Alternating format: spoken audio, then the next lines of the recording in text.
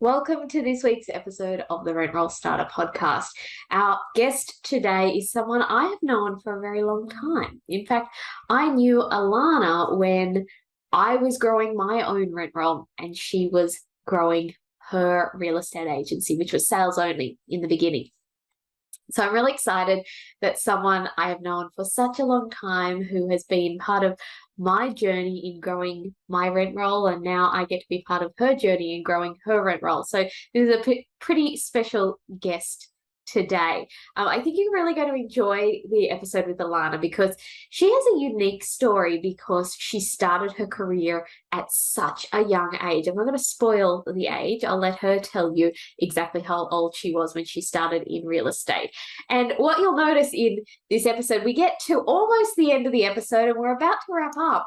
And we realize, or Alana realizes, that she's got this extra part of her story that she wants to share with you about transitioning her business from sales only to also including property management.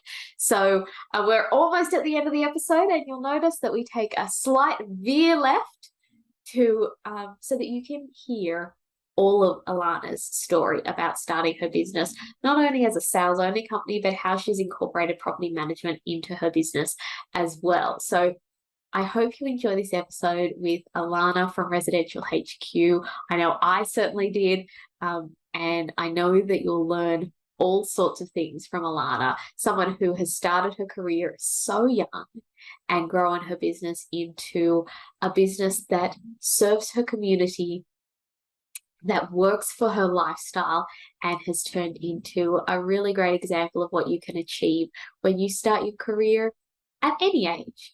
Let's jump in. Thank you so much for joining me on the podcast, Alana. It's so awesome to finally have you here. Thank you, Ellen. So one of the big reasons I wanted to talk to you is because of all the people I know in the real estate industry, I think you've had the earliest official start to your real estate career. You were really young when you started in real estate. Do you want to tell us how old you were? Yes, from memory, I was almost 15. Oh my goodness. So still in high school? Yes, definitely. Wow. And how on earth did you get your foot in the door? Like any teenager, I wanted my first job. Real estate was not on the agenda at that point in time. So I had my resume done up. I had to Google it because I didn't know how to do it at that point in time. I took it around to all the local cafes and restaurants, dropped it in there, never got a phone call back. I tried our local shopping centre or the retail stores, never got phone calls back. I tried McDonald's. McDonald's didn't even want me at that point in time. Oh my goodness. I don't know if it was to do with my age. I'm not too sure. I think it was the start of the GFC, to be honest. So I'm not too sure if that had anything to do with it at that point in time. But I was getting quite down. No one wanted me. And my dad had a few contacts in our local area and was speaking to one of our real estate agents. And they offered to give me an interview. So that's how it started, and I got the job on the spot. It wasn't actually a job, I don't think. It was just you come in on Saturdays and Sundays, because they were open on Sundays then as well, and help out whatever you can with the receptionist. So I was doing whatever admin she asked me to do. I was talking to buyers. I did have a certificate of registration at this point in time. I was talking to buyers coming through our office, talking to them about the window display and what properties were available for sale or for rent. And that quickly grew to the sales agents wanting me to help them with open homes. So you didn't actually pick real estate. It was that you didn't get a job anywhere else, and yeah, basically I just wanted a job. And I had always known real estate. But yeah, it wasn't what I was thinking my first job would be. Yeah, right. So how long then did you work in the industry before you decided to take the leap and start your own agency? Um, I've always been around property. My dad had a few offices when he was younger, so he was a selling agent. My mum was in the property management team, so I have always been involved in real estate or property. My dad transitioned from real estate into property development, so I was used to going to auctions with him on weekends when I was little. We'd bid at auctions. He'd buy properties. We would obviously settle on them. He would renovate or build on them. We were moving around quite a lot when I was younger. So being in real estate, amongst property, amongst the whole selling process and everything to do with it was something that I was always had some sort of interest in, I guess, because of my parents' influence on me, I guess. Wow, okay, so it's almost like it was in your blood a little bit. Like you'd had really good exposure to it, Yeah, I guess so. Yes, yeah, I'd say so. which probably then made you so much more comfortable talking to buyers and vendors and now landlords and tenants because you've understood the whole real estate transaction Yes, from a very early age. yes, I have. That's for sure. So you worked for other agents, but you now run your own agency. What what made you decide to take the leap? I didn't know I wanted to do my own agency. I was working for an agent at the time. She had just gone out a couple of years prior doing her own agency. It was within another brand, but I actually helped her set up that business during that time. She had a really great name for herself in her farming areas, and she did want to expand into new territory, which I thought was great. It was exciting. The kicker was she wanted me to go commission only straight away, and so I was commission only in with a fairly new brand at the time, in new territory where we've had no exposure. Um, I came home that afternoon or that night and was talking to my dad and my now husband James, telling them about this great idea and how good it is, and I'm going to be running an area, working an area. That's when Dad turned around actually and said, "That's not that great, actually." And I was like, "What do you mean?" Dad thought I needed to be working in an area that I was passionate about, and I should have had some help and support from an agency before transitioning into commission only. So Dad thought, if that's not where you want to be working, why don't you just go out and start your own agency, run your own rules, run the area that you want to be working in? And that's how that started. Wow. So how long did it take you from having that conversation with your dad and James, your now husband, to take the leap? I'm the kind of person who, once you make a decision, I'm running with it. So I think it was literally within a couple of days of me having this conversation with Dad and James, to then saying, yep, okay, this is what I want to do. I'm the kind of person that I had to just tell my boss at the time, this is what I was planning.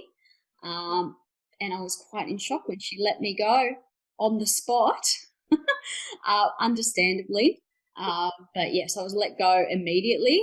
And I remember driving home actually thinking, what the hell have I done? I haven't set anything up. I had a little idea in my head about a name because was all I was thinking about for the past, I think it was maybe a week, to be honest. And that's when I was like, I need to get cracking. I need to start planning, start organising, start setting up. I did have contacts because I did help her with the business setup. So I had a rough idea as to what was needed and who I should be speaking with.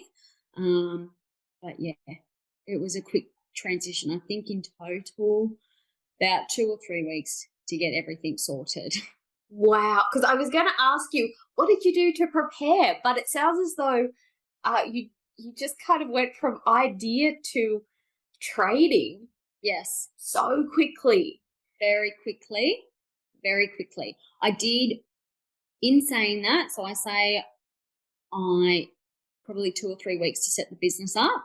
I had a trip to America booked in. So the idea was to go away for, I think it was a 5-week trip, go away, enjoy my trip, and then come back, hit the ground running.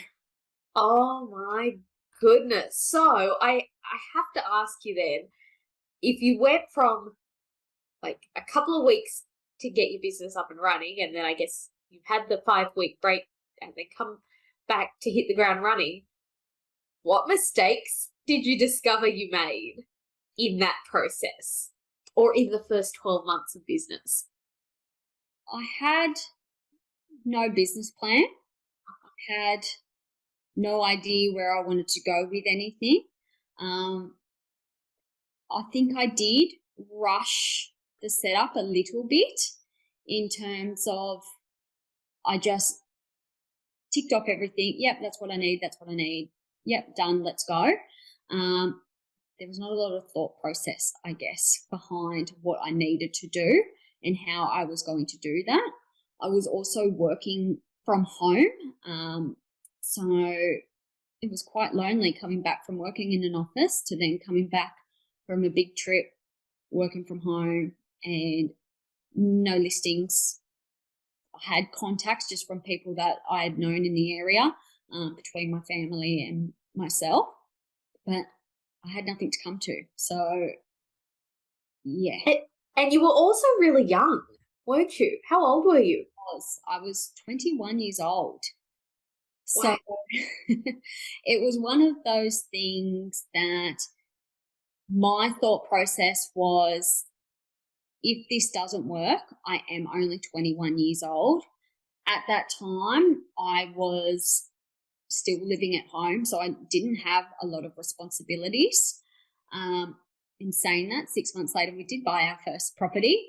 But no, I was just, 21, thought if it didn't work out, I can always close the business, go and find work elsewhere.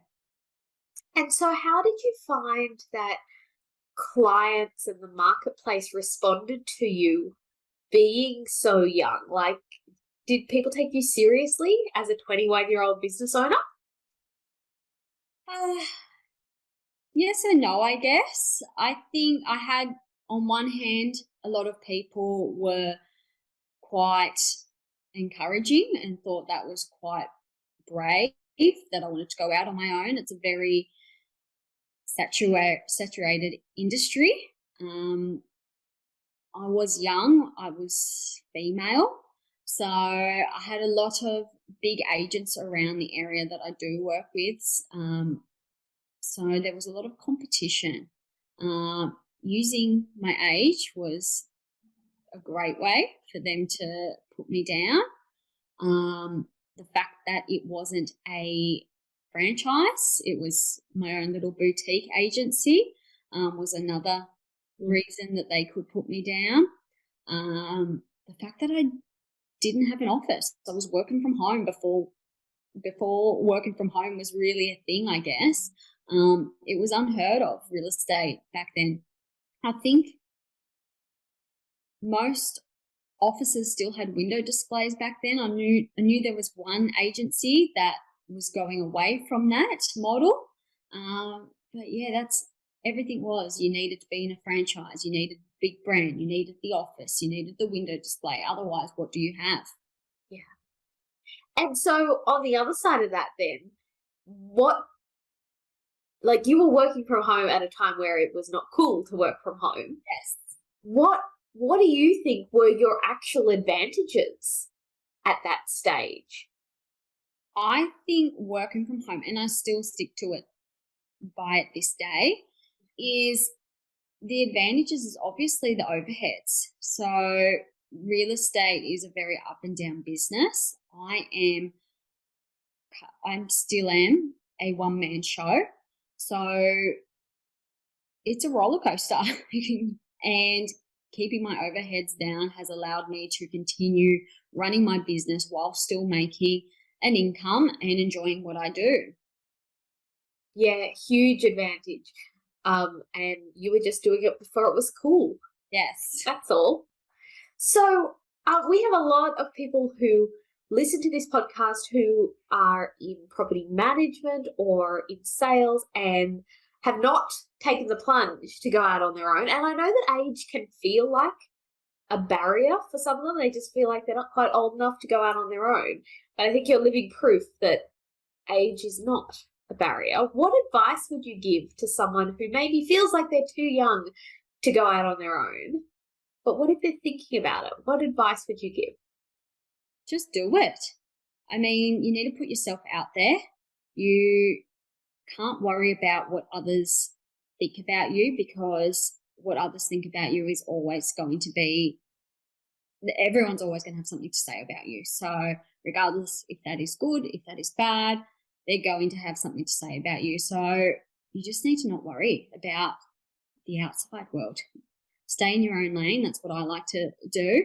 And yeah, just do what you do best. And whether you're doing it for someone else or you're doing it for yourself. Yes. Yeah. It's like you can almost always do your best better for yourself. Yes. Yes. I feel like you would also work that little bit extra harder when you are doing it for yourself compared to maybe when you are working for somebody. Yeah, I tend to agree. I think when your pay slip depends on how hard you work, Yes. you tend to work that little bit harder and do a little bit better. Yes. Well, when I was 21, it was a rude shock to have no income after working full time. I think at that stage for 3 years or 4 years, having my pay every week come through, plus whatever commissions I was making, to then having nothing come through. It was a shock at first, but we made it do. We made do with what we had. Yeah, and here you are, nearly 10 years later. Or 9.5, so almost at the 10-year mark. That's incredible, and just such a great example for anyone who's really young in our industry, who's maybe afraid to either take the next step in their career or take the next step into business ownership. That you can be 15 and working in the industry, and you can be 21 and going out on your own. Age is really just a number. Thank you so much for being willing to share your story, Alana. I know that you and I have known each other for, I don't know, 15 years, something like that. Yeah, I think that was actually one thing, going off track, sorry. Yeah. One thing that I wish I did earlier in my business was getting into property management, and that was with the help of you. Oh, yes, thank you. So I was a sales only business. That's all I was trained in. That's all I did prior. And I was handing out a lot of referrals for property management. And I think it was about the time you sold your rent roll? Yeah. Thinking that you finished up your business. Yeah. And that's when you started your rent roll starter, when I decided, or you gave me the encouragement, I guess, to start property management. Yeah. I had no experience back then. I relied on you heavily. I still do rely on you heavily. But yeah, that's probably one of my biggest mistakes, is not doing property management sooner. I think you make a really interesting point. I talk to a lot of people who are property management only and don't offer sales, Yeah. and finally decide to implement sales into their business and are so pleased that they did. Your side of the story is a little bit different. You were sales only, Yeah. and added property management. And I think certainly if I had my time again, I was property management only, and I think I missed out on a lot of income opportunities because, like you, I would send my referral somewhere else, sometimes to you, in fact. Yeah. And sometimes it's hard to get business back, Yes. especially if you choose wisely who you refer to. They do a good job. Yeah, exactly. So, or I also find too, if people aren't necessarily unhappy with where they are, they don't necessarily know how much better service they could be getting elsewhere. So it can sometimes be hard clawing that business back. And that's why, yeah, property management has probably been the best thing I've done with my business. Yeah, super complimentary to have both property management and sales under the one roof. Absolutely. Yeah. Yeah, thank you so much. And I think if anyone listening to this is either property management only or sales only, this might be the little reminder you need to consider adding the other side of real estate to your suite of services. If, as you said, for no other reason than client retention. Definitely. I've had two. I've picked up sales listings, not even having to work for it. The landlord would contact me, hey, we want to sell our property. Can you sort that out for me? Yeah. We just transitioned it from a rental property straight through to sales. I didn't have to work for it. Or I guess the work was in my managing of their property, and they wanted to work for me. But in terms of competing with other sales agents, it just wasn't a thing. Yeah, exactly. Because as you said, you'd paved the way and offered years of experience with your service. Yep. It was such an easy choice. Or it wasn't even, they probably didn't even realize it was a choice. Yeah. To appoint you as their sales agent. Yeah. As well. Yeah. Best thing that I've done. Oh, that's amazing. Alana, thank you so much for being willing to share and to be willing to share that side of your journey as well. It's been a joy to get to be on the journey with you. Yes, no, yeah, you've just helped me so much in business over, I think maybe in the last 5 or 6 years in particular. But yeah, I don't have enough words to say thank you. Thank you so much. It's been a joy for me also. Thank you. Now, I expect that people are going to want to stalk you on social media after they hear this podcast. So you're active on Facebook and Instagram, aren't you? Yes. So we might link your Facebook and Instagram accounts in the show notes. So if people are wanting to check you out, say hello.